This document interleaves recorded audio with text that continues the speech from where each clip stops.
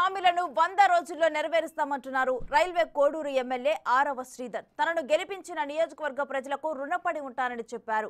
కూటమి ప్రభుత్వంతోనే అభివృద్ధి సాధ్యమంటున్న ఆరవ శ్రీధర్తో మా ప్రతినిధి మధు ఫేస్ టు ఫేస్.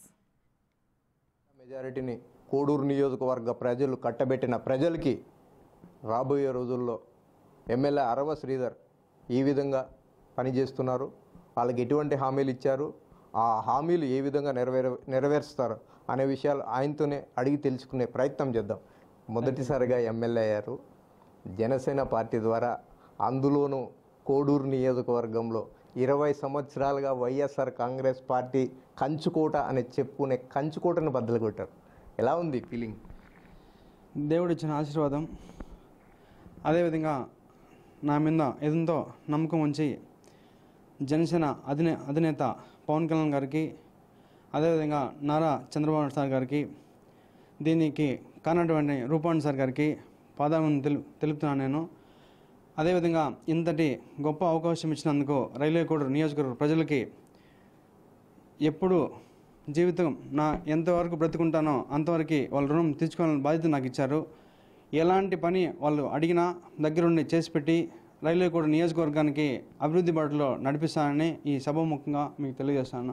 అయితే ఎన్నికలు అతి కొద్ది రోజులు ఉండగానే జనసేన పార్టీ అధినేత మీకు సీటు కేటాయించారు. అప్పటికే కేడర్ లోపం ఉంది, సరైన నేత లేకపోయి ఉన్నారు ఈ నియోజకవర్గంలో. అసలు ఇంతటి మెజారిటీ రావడానికి కారణాలు ఏంటంటారు? కేడర్ లోపమే ఉండొచ్చు. దాన్ని బలపరిచిన వ్యక్తి గౌరవనీయులు పెద్దలు రూపాణి సార్ గారు. ఆయన రావడంలో టీడీపీ కేడర్ అనేది రైల్వే కోడూరులో బలపడింది. ఎంతటి తగ్గైనా ఎక్కడ తగ్గాలో తెలుసుకొని ఎక్కడ నెగ్గాలో తెలుసుకున్న వ్యక్తి రూపాణి సార్ గారు. ఆయన అడుగుజాలలో నేను నడుస్తూ రైల్వే కోడూరు నియోజకవర్గానికి అభివృద్ధి బాటలో నడిపించడానికి ముందుంటూ ఏ విధంగా అయినా కృషి చేసి స్టేట్లోనే నెంబర్ 1 కాన్స్టిట్యున్సీగా తీర్చిదిద్దే అవకాశం నాకు మా అధినేత జనసేన నాయకుడు పవన్ కళ్యాణ్ గారు, అదేవిధంగా చంద్రబాబు సార్ గారు, గౌరవనీయులు పెద్దలు మోడీ గారు ఇచ్చారు. దాన్ని ఖచ్చితంగా నేను ఇచ్చిన అవకాశాన్ని ఒమ్ము చేయకుండా ముందందులో నడుస్తానని చెప్తున్నాను. మీ నియోజకవర్గంలో తొలిసారిగా ఎలాంటి అభివృద్ధి చేయబోతున్నారు? గౌరవనీయులు పెద్దలు మా పార్టీ అధినేత జనసేన నాయకులు, అదేవిధంగా టీడీపీ అధినేత చంద్రబాబు నాయుడు గారు రైల్వే కోర్టుకు వచ్చినప్పుడు నేను రైల్వే కోర్టు బస్ స్టాండ్ ఒకటి, డ్రైనేజ్ గురించి ఒకటి మాట్లాడాను.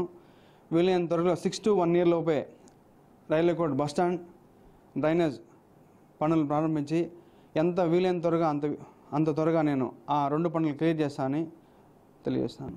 కోడూరు నియోజకవర్గ ప్రజలు ఉమ్మడి కూటమి నేతల్లో భాగమైన జనసేన పార్టీ ఆరవ శ్రీధర్ని గెలిపించినందుకు కోడూరు నియోజకవర్గ ప్రజలకు ఇచ్చిన వాగ్దానం ప్రకారం రాబోయే 1 సంవత్సరం లోపల కోడూరు నియోజకవర్గంలో కోడూరు సిటీలో బస్టాండ్ ఏర్పాటు చేస్తాను, ప్రజలకి న్యాయం చేస్తానంటున్న ఆరవ శ్రీధర్. కెమెరా పర్సన్ సుదర్శన్తో మధు, బిగ్ టీవీ, కోడూరు నియోజకవర్గం నుండి.